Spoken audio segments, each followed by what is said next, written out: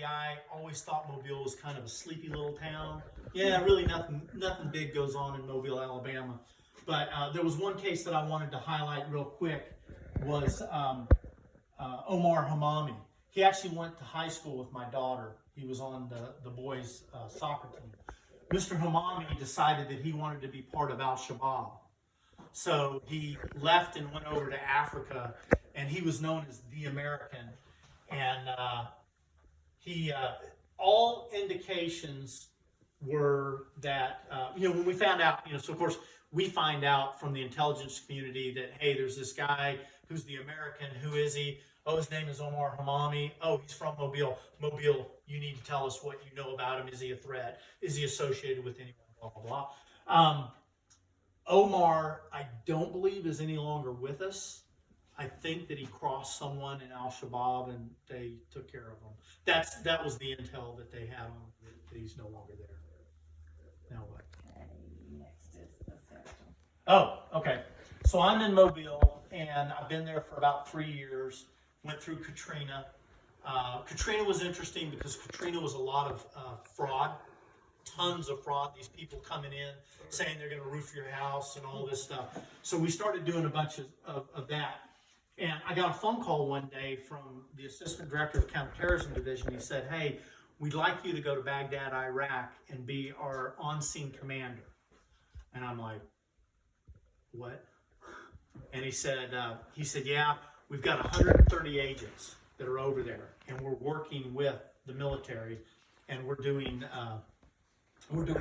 intelligence gathering, and we're also working with the Iraqi law enforcement, capacity building, teaching them, because that's one thing that the FBI does, is they put on a lot of schools and training, and we're trying to teach them. I remember, it was kind of a joke to us, because if they had a suspect, they would take the suspect behind the building, and the next thing they come back and go, hey, we have a confession. It's like, yeah, well, we don't do it like that in the United States, and I don't know that it stuck with them or not. But this is one of the first days that I get to Baghdad. I go to Baghdad, and this is what like my morning commute is. And I still, when I look at that, I'm still picking Iraqi dirt out of my nose. All right. This was my group. So I went over from April of 08 until October of 08. I came back to the States. Director Mueller, Robert Mueller was the director. He called me and he said, I want you to go back to Iraq and be our representative to the ambassador. In the Bureau we call them attachés, but you're basically going to be working under the auspices of the ambassador.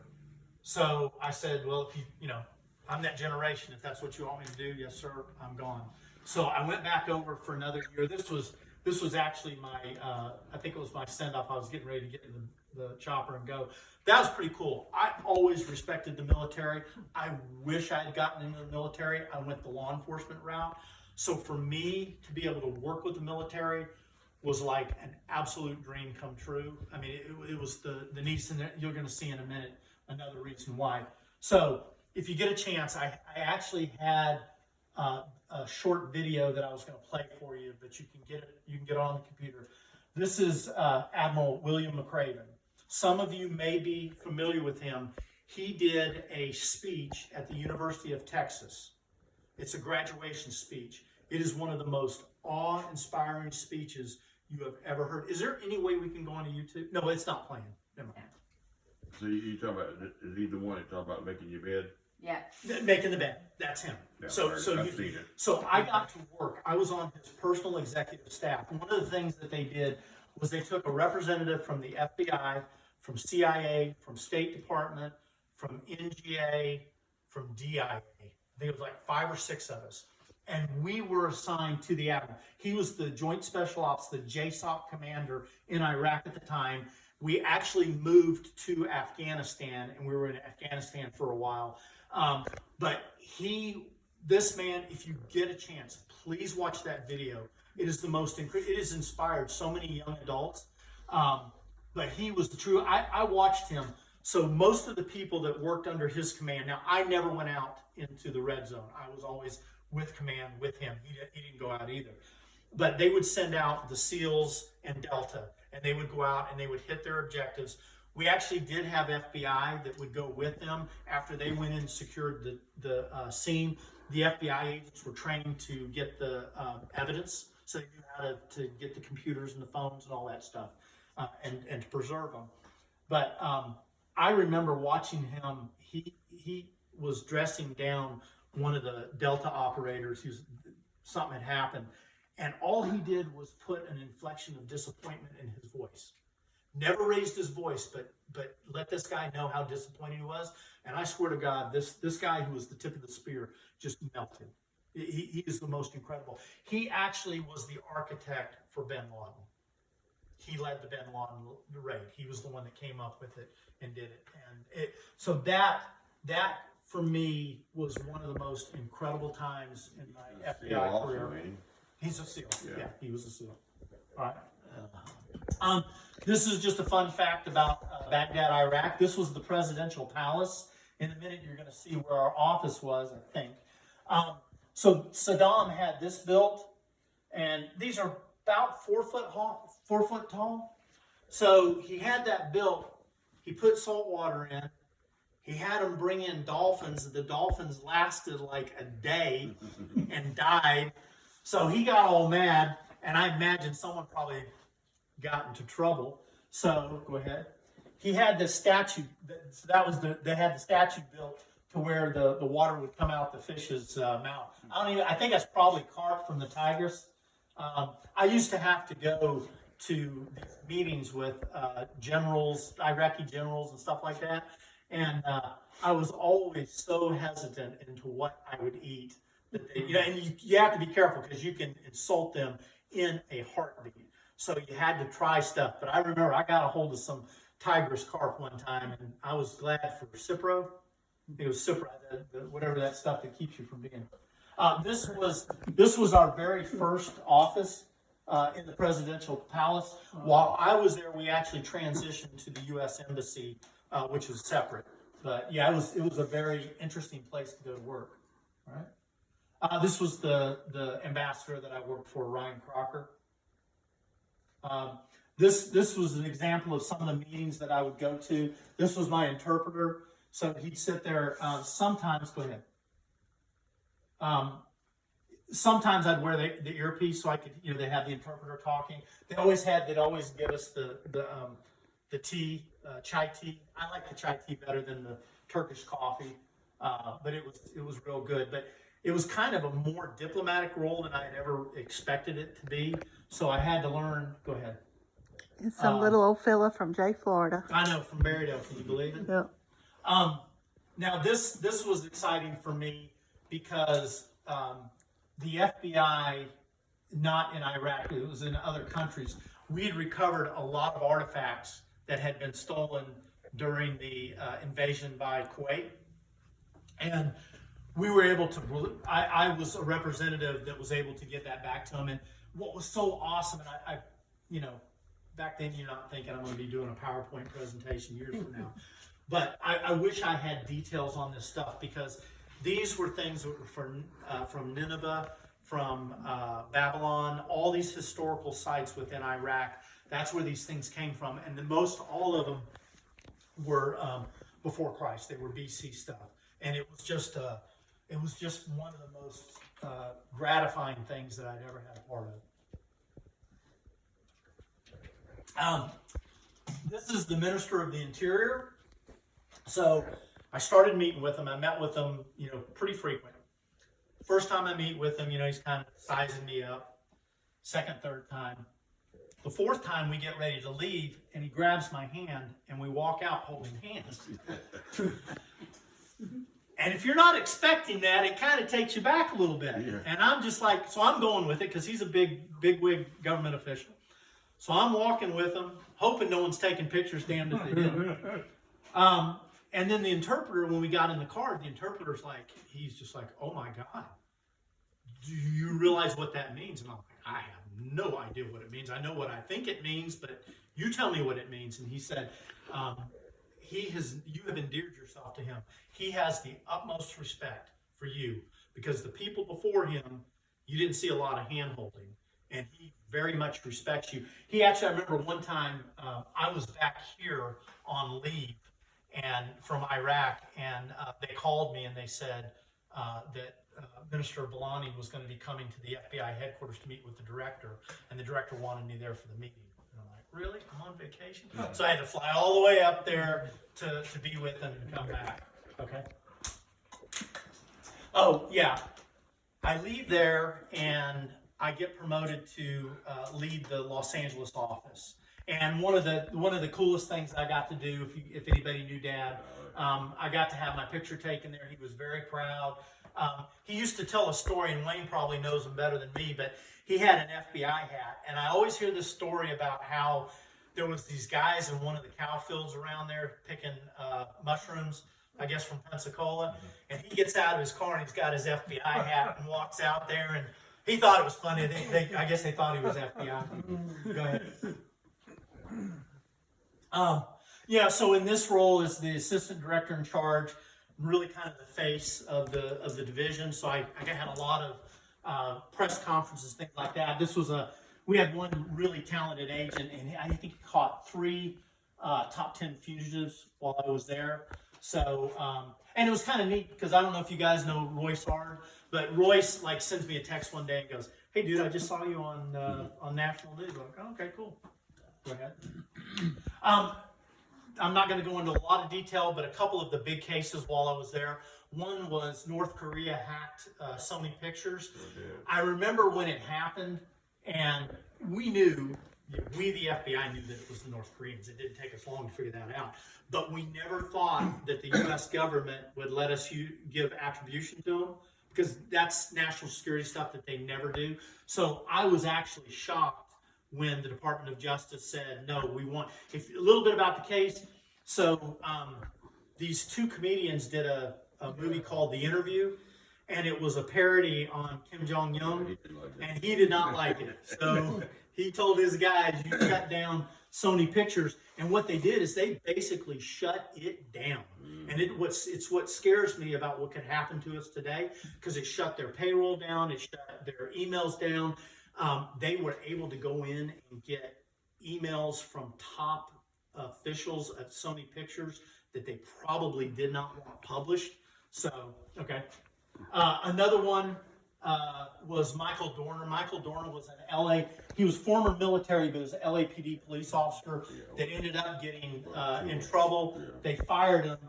He had a hit list of who he was going to kill. He ended up killing his former captain's daughter and her fiance. And then the Bureau found out, we got involved. I was working with LAPD, and he ended up in San Bernardino, but not before he killed 2 police officers there. Sure. And then he died in a house fire, but we weren't involved, unfortunately, with that. And then the last one, this one was kind of difficult. So Lee Baca had been the sheriff of Los Angeles County for better than 20 years. Highly respected, highly respected. And we started looking at the LA County Jail because they had a group of officers in there that were just beating the inmates to death. I mean, really putting them in bad shape. So we did the investigation, and when it came down to it, word got back to the sheriff. So they took our informant, who was an inmate, they took him and tried to hide him from us. And we're like, whoa, you can't do that. And then a couple of his officers went out and threatened our case agent, threatened to arrest her. And then unfortunately, Lee decided to not tell the truth about it, and he was convicted. What was difficult on this one for me was, the agents wanted to do a perp walk. Oh yeah. So they wanted to get all the deputies and walk with their hands. He's handcuffed right there. Huh? Is he handcuffed right there? Yeah. No, he was just standing there. Oh, it looked like he's handcuffed. But I was trying to tell them, guys, we can't do that because this is a department of 18,000. It's huge. Yeah. And this is but a small, microscopic. We're not going to paint that department because we rely on them. They rely on us. Yeah. So when I was addressing it to the public, I was very strong in saying, do not condemn these hardworking law enforcement officers just because there's a few that are bad. Yeah. All right. So you got convicted and went to jail itself? Yeah, I think he just got out. One of the fun parts, I had to throw this in here, got to meet some celebrities, which was kind of cool. Yep, NCIS. LeVar Burton, which was really kind of funny because when you talk about LeVar Burton, I remember him from Star Trek. Roots. Then other people remember from Star Trek. Then the other generation remembers him from Reading Rainbow. What? Reading right there. Reading Rainbow. Super nice guy. I got to meet Magic Johnson came and spoke. And the funny story on Magic, he comes in and we had bought some basketballs and he had some books that he had written. And we said, would you sign these books? We're going to do a raffle and we're going to give these things away. And he said, yeah, that'd be great. So we go in and it was mostly our professional support people that are, they live there forever. Agents are in and out, but the professional staff people, they are die-hard Lakers fans. So at the end, we said, now everybody got your little tickets. Magic's going to give out, these balls and the books. So he picks it and somebody wins and they go crazy and he gives them the basketball, he gives them the book. Well, he's having fun. And he's got his brother with him. His brother's his manager. And he looked at me and he goes, man, this is really fun. He goes, can I keep it going? And I said, absolutely. If you want to, sure. You're Magic Johnson. He said, I'll tell you what. He said, next thing, looked at his brother. He said, how about a signed whatever number it is, 23 Lakers jersey? Oh, the crowd went crazy. He pulled it and he goes, the person, he said, take her name. You're going to get that. He said, what'd be better than my jersey? I know what. How about 4 tickets to a Lakers home game? They went crazy. So he pulls the ticket and that takes this person's name down. What could be better than that? He said, you know what? How about my seats at a Lakers game? If you don't mind sitting next to Jack Nicholson and somebody else.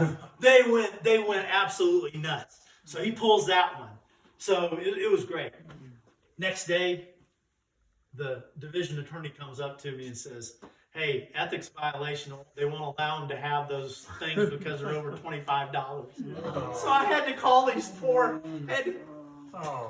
guys in, but Magic was nice enough. We got a hold of his brother and said, hey, can you sign some more basketball and stuff? So he was pretty cool. The highlight for me, probably one of the biggest highlights was Efren was he was friends with a lot of agents. I never had the opportunity to meet him. Never got to. But he died while I was there. And you guys remember Stephanie Zimlis? She was on. She was on, wasn't it? Remington Steel. Mm-hmm. Yeah, on Remington Steel. She called me and she said, "Hey, would you speak at my dad's memorial? We're having a celebration of life. Would you speak at my dad?" And I was like, "Are you kidding me?" And it was so neat because Ann Margaret was there, but she drove up in just a regular car, and there were all these movie stars, but they were just like us. And that was the coolest thing about meeting the movie stars is you had some that wanted you to chase them around and oh my goodness, but most of them it's just a job. It's their job. I remember one time I'm in the office and my secretary, she comes in, she goes, "I've got Pat Boone on the phone for you." And I go, "Yeah, right. You got Pat Boone on the phone." "Hello, yeah, this is Pat Boone." "Oh, hey Pat, I like your work." It was really kind of cool that you could have these conversations. But I got to speak at his memorial, and it was a real big honor. Okay. That was it. Okay, so this is the end. Unfortunately, the other stuff didn't show up. So what I want, because I want to get us out of here, one thing, and I talked to Alan, he's going to give us a little ditty. I kind of wanted to talk for 1 second about some of the scams that are going on. I'm still connected with the Bureau. Everybody's on Facebook, and I guess my tolerance I need to get off of Facebook. But, you'll see the one where it'll be like, Texas Roadhouse is giving out a free steak dinner for a family of 4. All you got to do is share, blah, blah, blah. Scam, right? There's the newest one is they'll take a really pathetic picture of a dog, and they'll say this poor dog is sitting by the side of the road. And what they're trying to do is, and the last one, I'm sorry, is the RV. Hey, we've got this brand new $240,000 RV that we wanted to sell, but we're going to give it away. Yeah, or, right. Or the And- house for sale that's not in your neighborhood, but Exactly. And what happens is if you watch these, you can go in, you can see where they actually post, hey, fill out this form, and they're looking for your personal information. If you get requests, hopefully none of us do it, but you would be surprised how easy it is to get caught into it. And what they'll ask for is they'll say, hey, go to Target and get a gift card. Red flag. Actually, Target, Walmart, a lot of these places are getting really good when people come up and say, and they're elderly, or even if they're not elderly, hey, I want to get, $100 in this or that. Sometimes they'll question you, but do you mind sharing? Go ahead. No, you don't want to share? Or Yeah. you don't mind? Yeah, we talked about this the other day, and I asked Alan, I said,